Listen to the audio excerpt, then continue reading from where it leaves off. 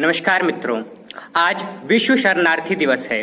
संयुक्त राष्ट्र संघ यह दिवस उन लोगों के लिए मनाता है जिन्हें उनके घरों से विस्थापित कर दिया गया है, जिनका आज कोई राष्ट्र नहीं है, जिन्हें उनके निवास स्थान से विस्थापित किया जा चुका है। संयुक्त राष्ट्र संघ की रिपोर्ट के अनुसार 2020 के अंत तक में 8.24 करोड़ लोग विस्थापित हैं, शरणार्थी हैं, जिनका दुनिया भर में कोई देश नहीं है। इसके महत्व को लेकर के हम बात करें तो वर्ल्ड रेफ्यूजी डे इसलिए मनाया जाता है कि शरणार्थियों को विश्व में कोई पहचान मिल सके, उनके प्रति विश्व भर में सहानुभूति पैदा हो सके और उन्हें दुनिया भर में तिरस्कारा ना जाए, लोग उनकी भावनाओं को समझें। मित्रों, हमें समझना चाहिए कि भारत और शरणार्थियों का बहुत गहरा नाता है। हम वसुधैव कुटुंबकम की नीति का पालन करते हैं और इस नीति के चलते ही हमने दुनिया भर के सभी शरणार्थियों को जो भी भारत आया उन सबको शरण दी है। मित्रों, जब अरब के आक्रमणकारियों ने पर्शिया पर हमला किया, जो कि आज का ईरान है, एक इस्लामिक देश है, वह कभी पारसियों का देश हुआ करता था। जब इस्लामिक आतंकवादियों ने, जब अरब के आक्रमणकारियों ने वहां पर हमला किया तो वहां के पारसी भाग करके भारत में आए, गुजरात के कच्छ क्षेत्र में आए, जहां पर वहां के राजा ने उन्हें शरण दी। पारसियों का विस्थापन कैसे हुआ, इसको लेकर के एक अलग वीडियो बना दी जाएगी।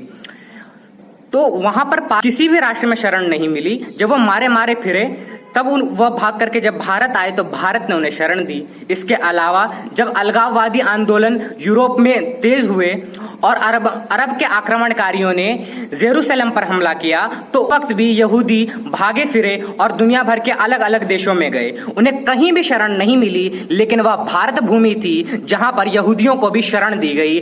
और आज भी हमारे देश में बहुत से यहूदी रहते हैं।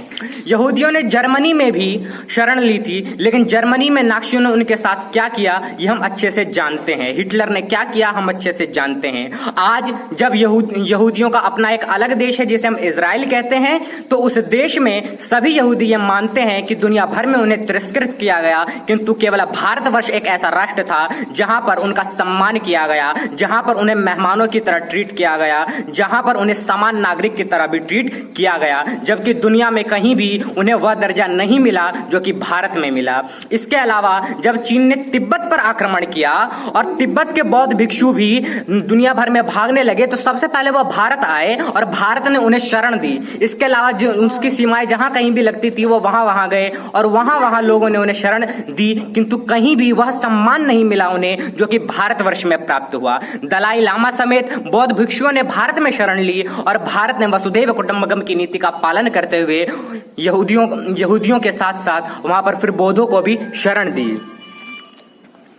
मित्रों, जब पाकिस्तान में बांग्लादेश पर आक्रमण कर दिया तब बांग्लादेशियों ने भी भारत में शरण ली और भारत ने उन्हें भी शरण दी, इनमें हिंदू और मुस्लिम भी। और यह वही भारतवर्ष है जिसने दुनिया भर के सभी शरणार्थियों को अपना माना, वसुधैव कुटुंबकम की नीति के जरिए अपना माना। किंतु हमें समझना चाहिए कि आज उस भारतवर्ष की क्या स्थिति हो रखी है।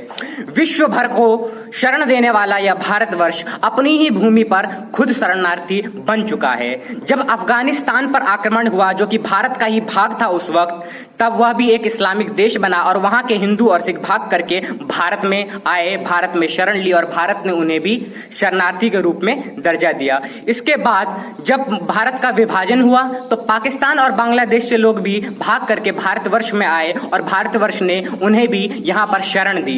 यह वसुधैव कुटुंबकम की नीति का पालन करने वाला भारतवर्ष है। किंतु स्वतंत्र भारत में भी ये समस्याएं समाप्त नहीं हुई, अपितु 1990 में जब कश्मीरी पंडितों का विस्थापन हुआ तो अपनी ही भूमि पर हिंदू विस्थापित हो गए, शरणार्थी हो गए।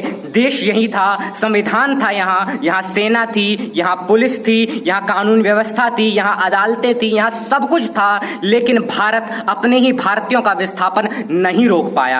आप समझ सकते हैं कि विस्थापन कितनी बड़ी समस्या है और इस्लामिक आतंकवाद से पूरा विश्व किस प्रकार से त्रस्त है कि दुनिया भर में लोग शरणार्थी अगर बन रहे हैं तो इस्लामिक आतंकवाद के कारण ही बन रहे हैं। इसके अलावा जो रोहिंग्या मुसलमान भी शरणार्थी हैं, आप सोचिए कि 56 इस्लामिक देश होने के बावजूद भी वह वह वहां पर शरण क्यों नहीं लेते। कुछ इस्लामिक देश घोषित हैं और कुछ अघोषित हैं। जिनके संविधान में इस्लामिक नहीं लिखा वो भी इस्लामिक है, अगर इस्लामिक बहुल है तो। इस प्रकार से करीब 56 देश ऐसे हैं।